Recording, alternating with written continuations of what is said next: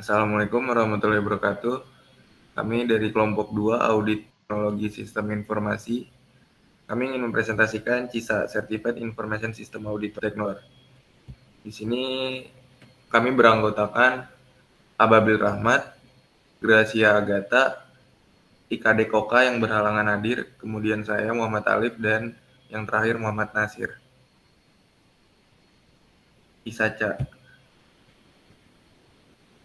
ISACA, Information System Audit and Control Association, adalah organisasi nirlaba global yang berfokus pada tata kelola, audit, keamanan, dan manajemen risiko teknologi informasi. ISACA dikenal luas karena menyediakan sertifikasi profesional di bidang TI seperti CISA, CISM, CRISC, dan CGEIT. CISA. Next. Apa itu CISA? CISA adalah sertifikasi global yang diberikan oleh ISACA kepada profesional yang memiliki kemampuan dan pengalaman dalam audit, kontrol, dan keamanan sistem informasi. Sertifikasi ini menunjukkan bahwa pemegangnya memiliki pengetahuan yang memadai untuk menilai kerentanan sistem informasi, mengelola kepatuhan terhadap kebijakan TI, dan melaksanakan kontrol internal TI. Tujuan sertifikasi CISA.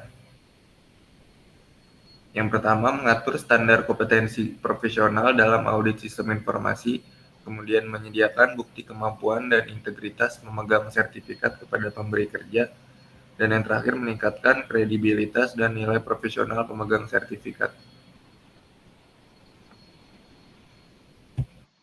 Oke, ada domain CISA. Domain ini tuh topik besar yang harus dikuasai untuk jadi auditor sistem informasi yang andal, di mana di CISA ini dibagi dalam 5 bagian besar atau 5 domain yang masing-masing itu punya fokus berbeda. Domain yang pertama itu boleh. Yang pertama ada domain Information System Auditing Process, yaitu sebesar 18%, di mana yaitu proses audit sistem informasi, di mana domain ini tuh pada dasarnya mencakup dasar-dasar audit IT, mulai dari proses audit, standar assurance, hingga praktik, di mana tujuannya itu untuk mengukur kemampuan dalam menilai keamanan informasi, information security, menilai pengendalian atau controls, dan yang terakhir itu menilai praktik serta prosedur manajemen risiko dalam suatu organisasi sesuai dengan pedomannya dan metode audit yang telah distandarkan. Nah, dalam domain CISA ini, boleh next slide. Soal-soalnya mencakup yaitu ada 4. Yang pertama ada jenis-jenis audit, yang kedua teknik pengumpulan bukti audit, yang ketiga standar audit, dan yang keempat laporan audit. Oke, next slide.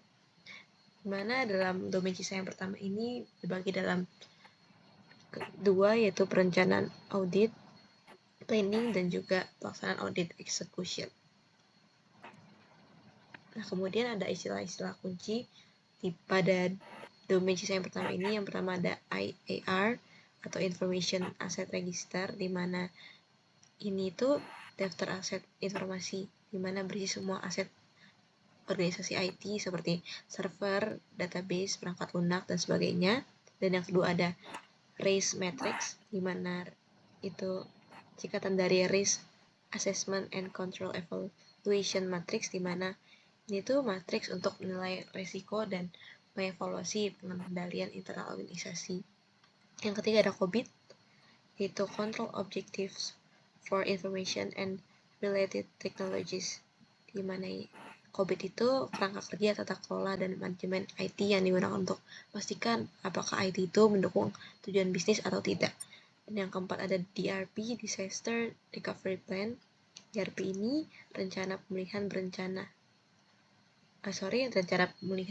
di mana strategi untuk memulihkan sistem IT dan data setelah gangguan besar, bisa seperti gempa atau serangan cyber. Dan yang terakhir itu ada GDPR, General Data Protection Regulation, di mana regulasi perlindungan data dari Uni Eropa yang berfokus pada privasi dan perlindungan data pribadi.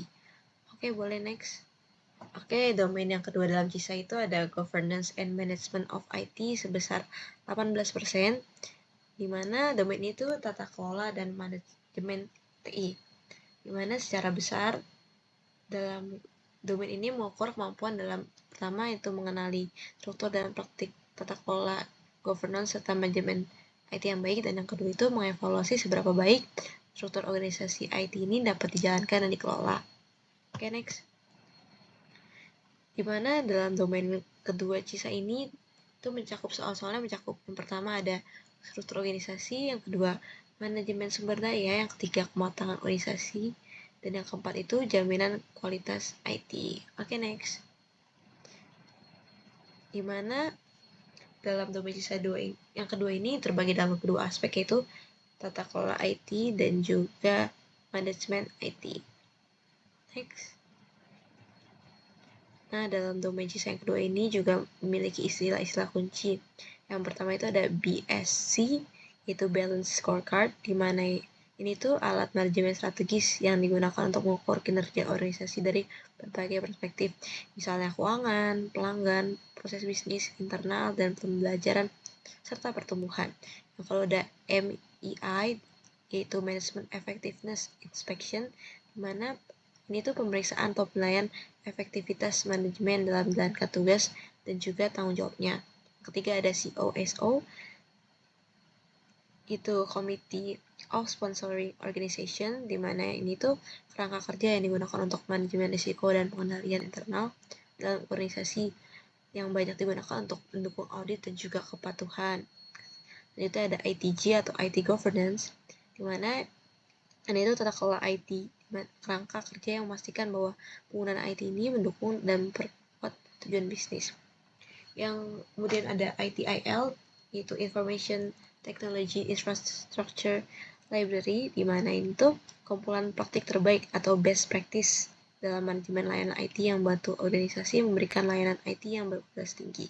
Dan yang terakhir, istilah kunci yaitu CMMI, yaitu Capability Maturity Model Integration, yaitu model untuk mengukur kematangan proses dalam organisasi, terutama dalam pengembangan perangkat lunak dan juga manajemen project.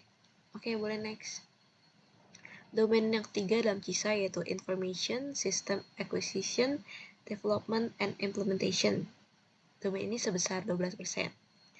Dimana secara besar domain ini akan mengukur kemampuan dalam menilai sejauh mana sistem informasi yang digunakan organisasi selaras atau tidak dengan tujuan bisnis, dan juga mengevaluasi keputusan manajerial. Boleh next. Dalam domain CISA yang ketiga ini ada beberapa topik ujiannya, di mana soal-soalnya akan mencakup metodologi manajemen proyek, yang kedua praktik penerapan infrastruktur IT, dan yang ketiga itu desain pengendalian selama pengembangan atau implementasi sistem. Boleh next. Dimana dalam domain CISA yang ketiga ini tuh terbagi dalam dua aspek, itu pengadaan dan pengembangan, dan satu lagi itu implementasi sistem.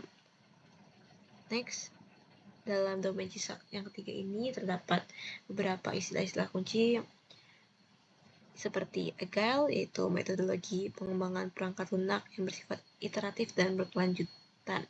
Yang kedua itu ada PMI, Project Management Institute, di mana ini tuh lembaga internasional yang mengembangkan standar dan sertifikasi di bidang manajemen project. Yang ketiga yang seperti kita sering dengar yaitu SDLC, Software Development Life Cycle, yaitu siklus hidup pengembangan perangkat lunak, yaitu mencakup tahapan analisis kebutuhan, desain pengembangan, pengujian, implementasi, dan juga pemeliharaan. Kemudian ada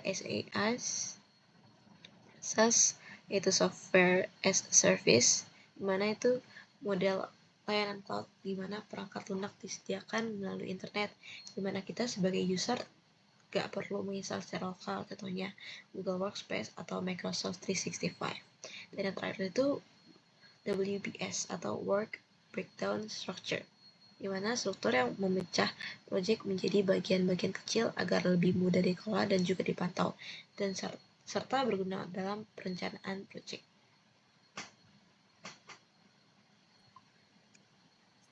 Baik, yang berikutnya itu ada domain keempat, yaitu Information System Operations and Business Resilience, yang mana bobotnya itu sebanyak 26%, jadi cukup besar. Nah, jadi di domain keempat ini dia memiliki fokus utama yaitu mengukur efektivitas operasi bisnis, teknologi informasi, dan kesiapan perusahaan atau organisasi tersebut dalam menghadapi gangguan operasional. Kemudian di domain keempat ini juga mencakup yang pertama itu ada tata kelola data atau data governance dan manajemen database. Kemudian di aspek yang ini auditor jadi melakukan audit terhadap pengelolaan data agar data itu tetap akurat, aman, dan sesuai dengan kebijakan internal perusahaan. Kemudian berikutnya itu ada manajemen dan respon terhadap insiden. Di sini auditor dia akan melakukan audit terhadap proses pelaporan dan penanganan insiden teknologi informasi. Selain itu berikutnya adalah disaster recovery plan atau rencana pemulihan bencana. Jadi di sini auditor juga melakukan audit terhadap kesiapan dan efektivitas rencana pemulihan sistem teknologi informasi pasca gangguan di sebuah perusahaan. Eh, Apa saja yang dinilai itu bisa prosedur backup data, pemulihan server, kemudian pengalihan ke sistem cadangan atau backup seperti itu. Kemudian di domain keempat ini dia terbagi atas dua dua aspek juga. Yang pertama itu operasi sistem informasi dan juga ketahanan bisnis. Jadi di yang pertama yaitu operasi sistem. Jadi auditor menilai bagaimana sistem informasi dioperasikan secara rutin setiap harinya. Kemudian apa aja yang dievaluasi? Yang pertama bisa kinerja sistem teknologi informasinya, bisa juga pemeliharaan infrastruktur, kemudian pengolahan database, bisa juga monitoring operasional harian seperti itu. Kemudian yang kedua itu ada ketahanan bisnis. Di sini auditor juga mengevaluasi strategi organisasi untuk memastikan layanan perusahaan itu tetap berjalan. Uh, Perusahaan itu tetap berjalan meskipun terjadi gangguan. Misalnya ada juga kegagalan sistem, bencana alam maupun serangan cyber atau cyber attack. Kemudian di domain keempat ini punya istilah-istilah kunci yaitu ada ITSM, SLA, KDB, kemudian ada SIP, BCP. Kemudian kita bergerak ke domain yang kelima yaitu Protection of Information Assets, di mana bobotnya juga sama seperti domain yang sebelumnya, itu cukup besar yaitu 26%. Dan di domain yang ini dia tuh fokusnya mengukur kemampuan sebuah perusahaan atau organisasi dalam menilai kebijakan dan proses perlindungan informasi dalam sebuah organisasi atau perusahaan. Kemudian dilakukan juga pemeriksaan untuk memastikan bahwa informasi-informasi penting sebuah perusahaan itu dilindungi dari akses yang tidak sah, kehilangan, atau kerusakan. Berikutnya itu menilai juga apakah praktik informasi organisasi mematuhi hukum dan regulasi, misalnya menguji kontrol autentikasi dan otorisasi pengguna. Misalnya contohnya itu misalnya siapa yang boleh akses ke sistem apa, kemudian bagaimana loginnya, seperti misalnya loginnya pakai SSO atau single sign on atau mungkin menggunakan metode login yang lain seperti itu. Kemudian di domain yang kelima ini mencakup ada 8 aspek. Yang pertama ada infrastruktur kunci publik, kemudian keamanan jaringan, kemudian ada keamanan perangkat IoT-nya, kemudian pengelolaan identitas dan akses, kemudian penerapan kebijakan keamanan, serta respon terhadap insiden keamanan. Itu terdapat aspek juga. Yang pertama keamanan akses informasi, kemudian manajemen insiden keamanan. Dan ada juga istilah-istilah kunci yang dapat dipelajari di domain yang kelima ini, yaitu ada ISP, PKI, IDS, IAM, kemudian ITIM. Yang berikutnya akan dipresentasikan oleh teman saya, Abi. Persyaratan sertifikasi CISA. Next. Yang pertama, minimal 5 tahun pengalaman kerja di audit, kontrol, atau keamanan sistem informasi. Yang kedua, pengalaman harus dalam 10 tahun terakhir dan minimal 3 tahun sebelum aplikasi sertifikasi. Next. Persyaratan sertifikasi CISA 2. Pengecualian pengalaman dapat diberikan untuk gelar universitas tertentu. Yang kedua, maksimal 3 tahun pengalaman dapat digantikan oleh pendidikan formal. Yang ketiga, pengalaman kerja harus terverifikasi dan dibuktikan dengan referensi atau surat keterangan dari atasan.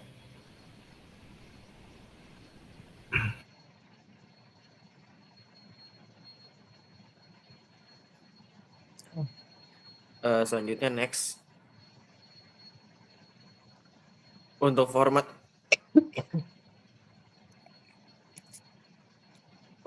ujian sendiri terdiri dari 150 soal pilihan ganda yang menguji pemahaman mendalam terhadap 5 domain utama dalam KISA.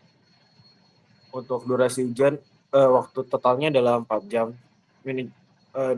Dipentingkan untuk manajemen waktu karena sangat krusial untuk menyelesaikan seluruh soal dengan baik. Untuk mode ujian dilakukan secara online dan diawasi secara jarak jauh.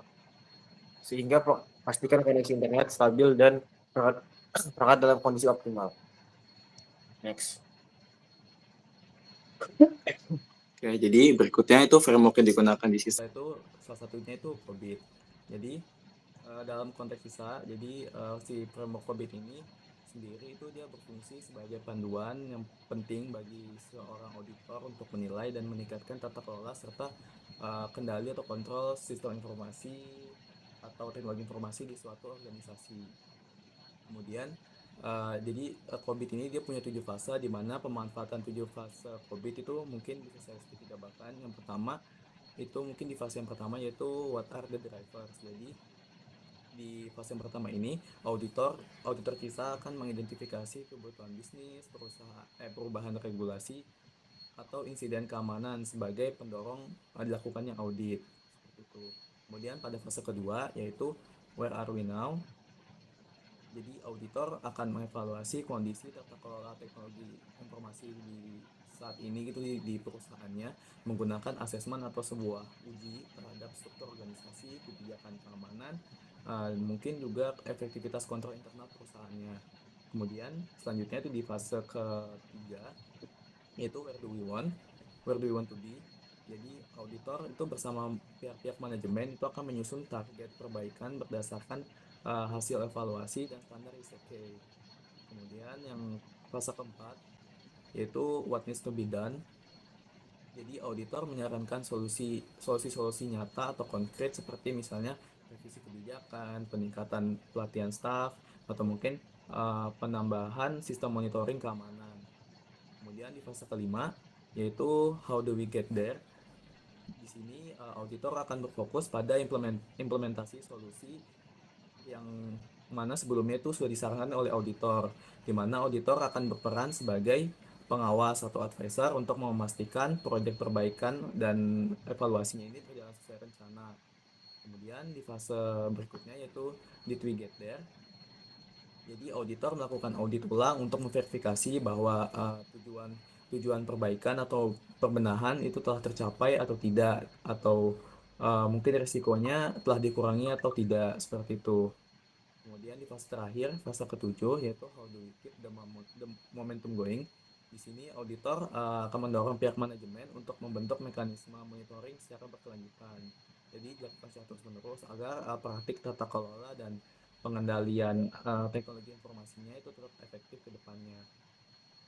Jadi dengan menerapkan 7 fase COBIT secara sistematis, auditor CISA itu diharapkan tidak hanya menilai kepatuhan dan efektivitas sistem informasi saja, tapi juga bisa membantu organisasi mengarahkan teknologi informasi sebagai penunjang strategis yang bisa selaras lah gitu dengan tujuan bisnis dan regulasi si industri atau perusahaannya. Manfaat sertifikasi CISA.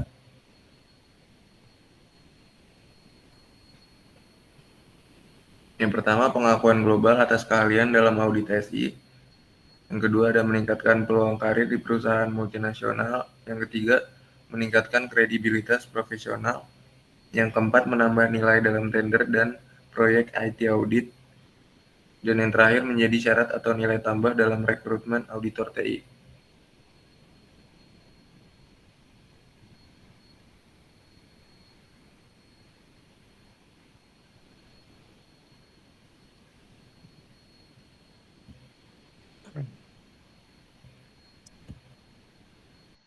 Oke, kesimpulan.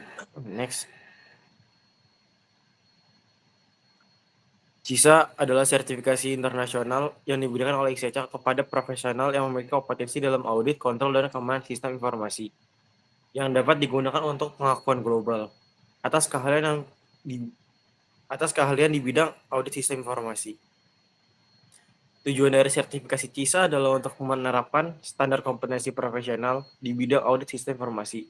Selain itu, peningkatan prospek karir dalam sertifikasi ini untuk berkarir di perusahaan multinasional akan membuka peluang kerja yang lebih luas. Selanjutnya, next. Selanjutnya kita masuk ke bagian inti dari sertifikasi CISA, yaitu 5 domain utama. Masing-masing domain ini mewakili kemampuan yang harus dimiliki oleh seorang auditor sistem informasi, dari proses audit, tata kelola IT, hingga perlindungan aset informasi. Semuanya mencerminkan cakupan luas dan pentingnya peran auditor dalam menjaga keandalan dan keamanan sistem informasi. Seperti kayak informasi sistem auditing proses, yang mana itu adalah fokus pada perencanaan dan pelaksanaan pada sistem informasi. Ada governance and management of IT yang menganalisis struktur, tata kelola, serta mengevaluasi kebijakan, serta menilai efektivitas manajemen teknologi informasi. Di poin ketiga ada informasi system acquisition, development, and implementation.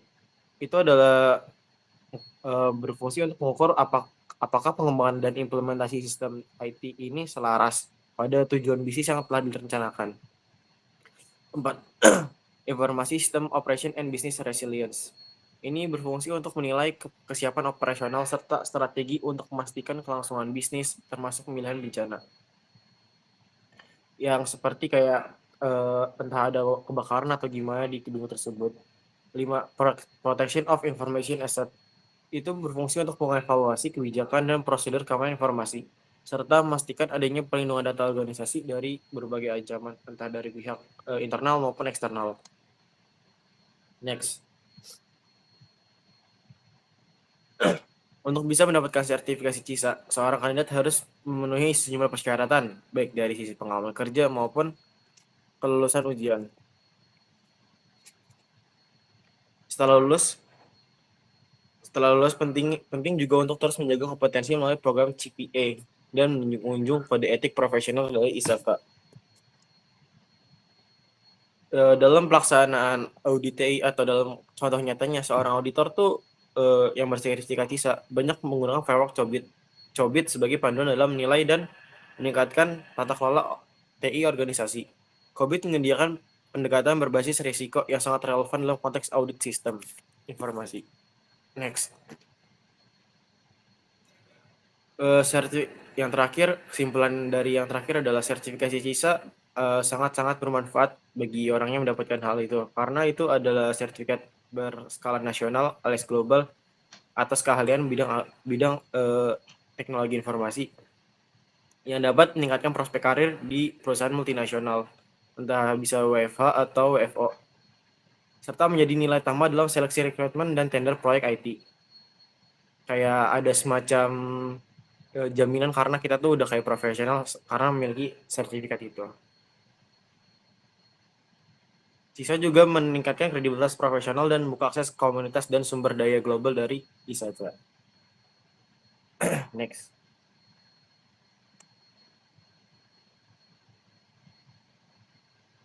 Sekian, terima kasih.